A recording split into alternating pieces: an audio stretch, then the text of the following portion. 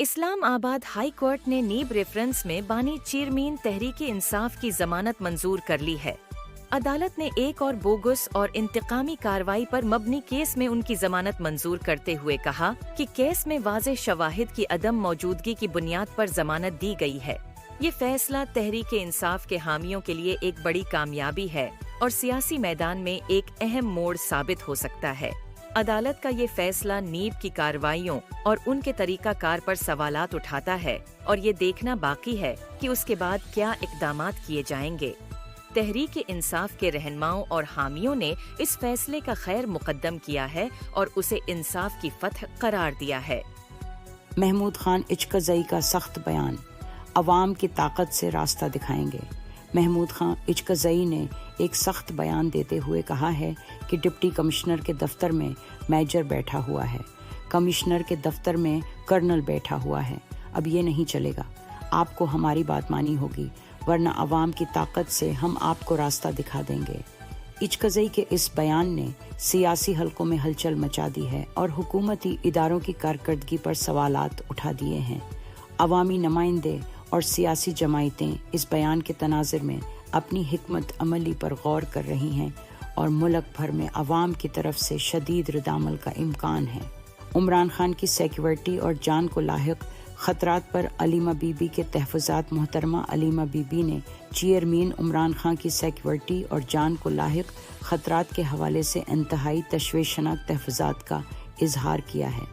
ان کا کہنا ہے کہ آدھی رات کو اچانک جیل میں سیکیورٹی گارڈز کی تبدیلی کرتے ہوئے یہ کہا گیا کہ پرانے گارڈز 2 ماہ کی چھٹی پر گئے ہیں، فیملی سے ملاقات منسوخ کی گئی اور عدالتی احکامات کے باوجود خان صاحب کے بلڈ ٹیسٹ شوکت خانم سے نہ کروانے دینا ساری قوم کے لیے باعث تشویش ہے۔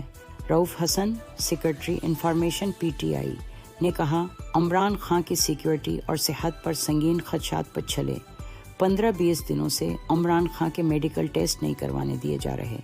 2 دن قبل رات کے 12 بجے ان کے سیکیورٹی گارڈز کو تبدیل کر دیا گیا۔ وکلاء کی ملاقات بھی روک دی گئی ہے۔ آج القادر کیس، سائفر کیس اور توشہ خانہ کیسوں کی سماعت ملتوی کر دی گئی ہے۔ عدت کیس کا وکیل بھاگ گیا ہے۔ کل سپریم کورٹ نے حکم دیا تھا کہ عمران خان کو ویڈیو لنک کے ذریعے پیش کیا جائے۔ Rauf Hasan, secretary information P T I نے کہا کہ یہ لوگ عمران خان کی تصویر سے خوفزدہ ہیں۔ 9 مہینے سے ان کی آواز براڈ کاسٹ نہیں ہو سکتی، ان کی تصویر نہیں دکھائی جا سکتی۔ اب جب امکان ظاہر ہوا کہ وہ ویڈیو لنک کے ذریعے کورٹ کے سامنے پیش ہوں گے، سیکیورٹی کا بہانہ بنا کر روکنا چاہ رہے ہیں، جس کی ہم مذمت کرتے ہیں۔ عمران خان کی سیکیورٹی اور صحت کے حوالے سے ان خدشات نے عوام اور پی ٹی آئی میں شدید تشویش پیدا کر دی ہے۔ اسلام آباد ہائی کورٹ میں مداخلت کے انکشافات پر تنازع۔ اسلام آباد ہائی کورٹ کے ججوں کے خطوط نے ایک نیا تنازعہ کھڑا کر دیا ہے۔ ان خطوط میں تمام جج صاحبان نے تسلیم کیا کہ عدالتی مداخلت ہو رہی ہے، سوائے چیف جسٹس کے، جنہوں نے کہا کہ کوئی مداخلت نہیں ہو رہی اور جو جج مداخلت کو برداشت نہیں کر سکتے وہ گھر جا کر بیٹھ جائیں۔ اس کے علاوہ جسٹس بابر ستار کا خط سامنے آنے کے بعد بھونچال آ چکا ہے اور پریس کانفرنسز کا سلسلہ جاری ہے۔ اصولاً تو تحقیقات ہونی چاہیے تھیں، مگر بابر ستار کو جھوٹا قرار دیا جا رہا ہے، جیسا کہ کمشنر راول پنڈی کے ساتھ ہوا۔ کیا اس کے بیانات کی تحقیقات ہوئیں اور وہ اس وقت کہاں ہیں؟ Secretary information P T I Rauf Hasan نے اس صورتحال پر اپنے شدید تحفظات کا اظہار کیا ہے۔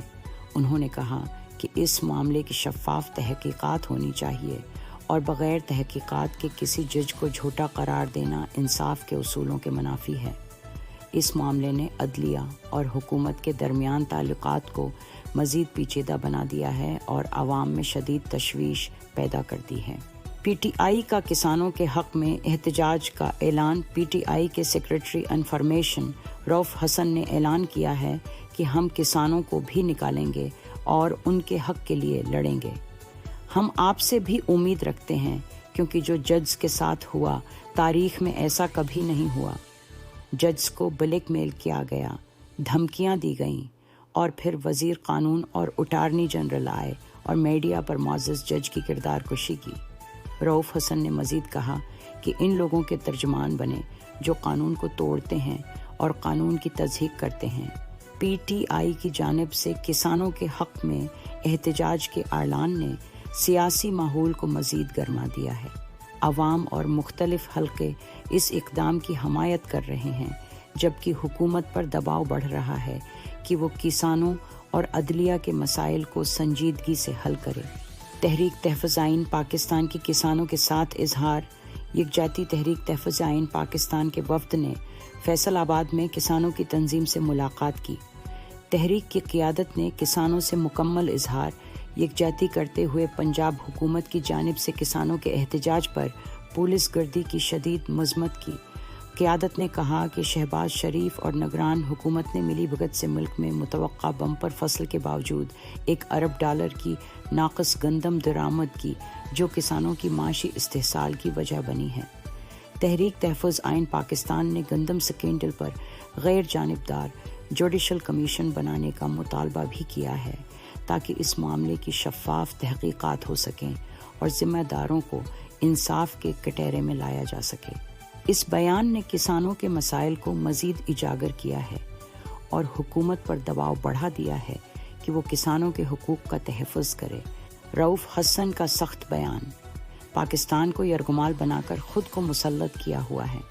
پی ٹی آئی کے سیکرٹری انفارمیشن رؤف حسن نے ایک سخت بیان دیتے ہوئے کہا ہے کہ ہمیں انتشاری ٹولہ کہنے والے ایک ادارے کے چند لوگوں نے پاکستان کو یرغمال بنا کر خود کو پاکستان پر مسلط کیا ہوا ہے۔ رؤف حسن کے اس بیان نے ملک کے سیاسی ماحول میں مزید تناؤ پیدا کر دیا ہے۔ ان کا کہنا ہے کہ مخصوص افراد کی وجہ سے ملک میں جمہوریت اور انصاف کی بنیادیں کمزور ہو رہی ہیں اور عوامی نمائندوں کی آزادی سلب کی جا رہی ہے۔ یہ بیان ایسے وقت میں آیا ہے جب ملک میں سیاسی عدم استحکام اور عدلیہ میں مداخلت کے الزامات نے عوام میں شدید تشویش پیدا کر دی ہے۔ پی ٹی آئی کی جانب سے مزید اقدامات کا عندیہ دیا گیا ہے تاکہ عوام کے حقوق اور انصاف کی بحالی کو یقینی بنایا جا سکے۔ ایڈوکیٹ ابوذر سلمان نیازی۔ عدلیہ میں مداخلت کا مقصد مرضی کے فیصلے لینا ہے۔ کل جسٹس بابر ستار نے اپنے خط میں انکشاف کیا کہ انہیں دھمکایا گیا کہ وہ بعض کیسز نہ سنیں یا ان معاملات پر نہ جائیں کہ ہماری سیکیورٹی ایجنسیاں کس قانون کے تحت لوگوں کی پرائیویسی بریک کر رہی ہیں۔ جسٹس بابر ستار کے مطابق یہ سب رجیم چینج کے بعد ہونے والی مداخلت کا نتیجہ ہے۔ ایڈوکیٹ ابوذر سلمان نیازی نے کہا کہ ہم 2 سال سے کہہ رہے ہیں کہ عدلیہ کے کام میں مداخلت ہو رہی ہے۔ پہلے اسلام آباد ہائی کورٹ کے ججوں کا خط آیا جس میں مداخلت کا ذکر تھا اور اس کے بعد تمام ہائی کورٹس نے بھی اس کی تائید کی کہ مداخلت ہو رہی ہے۔ انہوں نے مزید کہا کہ اس مداخلت کا مقصد مرضی کے فیصلے لینا ہے۔ جب فیصلے مرضی کے لیے جائیں تو آئین و قانون کی قربانی دینی پڑتی ہے۔ نیازی کے اس بیان نے عدلیہ کی آزادی اور انصاف کے نظام پر گہرے سوالات اٹھا دیے ہیں۔ عوام اور قانونی ماہرین اس صورتحال پر گہری نظر رکھے ہوئے ہیں اور شفافیت اور انصاف کی بحالی کے مطالبات بڑھ رہے ہیں۔ Dubai property leaks. پاکستانی اشرافیہ کی بیرون ملک جائیدادوں کا انکشاف۔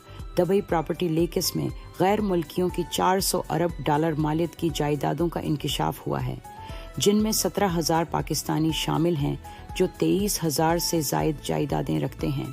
ان پاکستانیوں میں وزیر داخلہ محسن نقوی کی اہلیہ سینیٹر فیصل واوڈا، شرجیل میمن اور ان کی اہلیہ حسین نواز اور آصف زرداری کے 3 بچوں کے نام شامل ہیں۔ دبئی لیکس کے مطابق پاکستانیوں نے جائیدادیں خریدنے میں دنیا بھر میں دوسرا نمبر حاصل کیا ہے، جو ہمارے حکمران اشرافیہ کا بدنما کرپٹ چہرہ ظاہر کرتا ہے۔ اس اشرافیہ میں سیاست دان، جرنیل، ججز اور بیوروکریٹس شامل ہیں۔ پاکستان سے سالانہ تقریباً $10 ارب کی منی لانڈرنگ ہوتی ہے، جبکہ ہم چند ارب ڈالر کے لیے IMF کی ڈکٹیشن لیتے ہیں اور بدترین غلامی کرتے ہیں۔ پاکستان کے عوام مہنگائی، بدامنی اور تعلیم و صحت کی سہولیات سے محرومی کا شکار ہیں، جبکہ ہمارے حکمران اور اشرافیہ بیرون ملک جائیدادیں بنانے میں مصروف ہیں۔ عوام نے سپریم کورٹ سے مطالبہ کیا ہے کہ وہ اس کا نوٹس لے اور ان تمام لوگوں کے نام سامنے لائے جائیں اور اس کی بے لاگ تحقیقات کی جائیں۔